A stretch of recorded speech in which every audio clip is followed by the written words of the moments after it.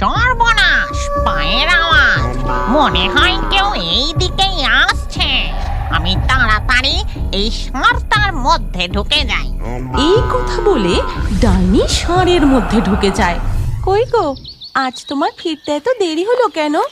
দেখো দেখো, গাছের নিচে জানো, আজ সকালবেলা হঠাৎ এই গরু দুটো এসেছে। কারোর গোয়াল থেকে পালিয়ে এসেছে কিনা কিছু বুঝতে পারছি না। আজ পুকুরে জাল টানা দিচ্ছিলাম গো। আমাদের পুকুরের চারা মাছগুলো একদম বড় হচ্ছে না, তার উপরে মাছ অদ্ভুতভাবে কমে যাচ্ছে। এইভাবে চলতে থাকলে পথে বসতে হবে গিন্নি। হ্যাঁ গো, গরুগুলো কাদের? দেখে তো একটি গাই গরু আর একটি ষাঁড় মনে হচ্ছে। এদের তাড়াওনি কেন? আমি তাড়ানোর চেষ্টা করলাম, কিছুতেই গেল না। আর খুব টাকাটাকি করছে দেখে আমি সবজির খোলা আর ভাতের ফ্যান খেতে দিলাম। নিমেষে খেয়ে নিল। এই হলো এক জ্বালা। একে নিজেদেরই ঠিক করে খাবার জোটে না, তার উপরে এসে জুটলো দুটো আস্ত গরু। চলো দেখি, আমার খুব জোর খিদে পেয়েছে, খেতে দেবে চলো এখন। রাগ করো না। আচ্ছা, তুমি একটা জিনিস খেয়াল করেছো? কাল পর্যন্ত এই গাছে কোনো ফল ছিল না, আর আজ দেখো লিচু গাছে লিচু ধরেছে। লিচুগুলো বড় হয়ে একেবারে পিকে লালও হয়ে গেছে। হ্যাঁ, অবাক কাণ্ড। তাই তো দেখছি। কি করে হলো এমনটা? দেখো দেখো, গাছের গোড়ায় ওদের গোবর পড়ে আছে।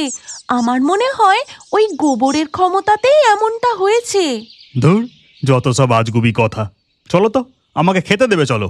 এই কথা বলে গোবিন্দ তার হাতের জালটি দাওয়ায় রেখে ঘরে ঢুকে যায়, আর তার পিছু পিছু মাধবীও যায়। এদিকে তখন গরু দুটো, এই জেলে তো খুবই বদমেজাজি, আমাদের তাড়িয়ে দেবে না তো? আমার খুব চিন্তা হচ্ছে। তুমি কোনো চিন্তা করো না, তোমার বাছুর হলে ওরা আমাদের ঠিক মেনে নেবে। তারপর দুধ বিক্রি করে ওদেরও অভাবের সংসারে সচ্ছলতা ফিরবে। আমার যে আবার খিদে পাচ্ছে, কি করি?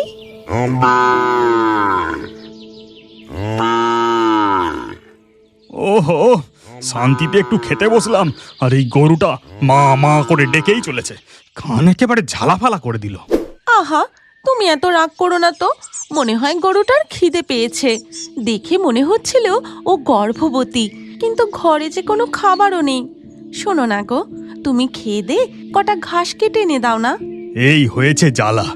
ভাবলুম খেয়ে দিয়ে একটু ঘুমাবো, তা না, যাও আবার ঘাস কাটতে। আমার মনে হয় গরুগুলোর গোবরে নিশ্চয়ই কোনো জাদু আছে। শোনো না, তুমি ঘাস কাটতে যাবার সময় একটু গোবর সঙ্গে নিয়ে গিয়ে আমাদের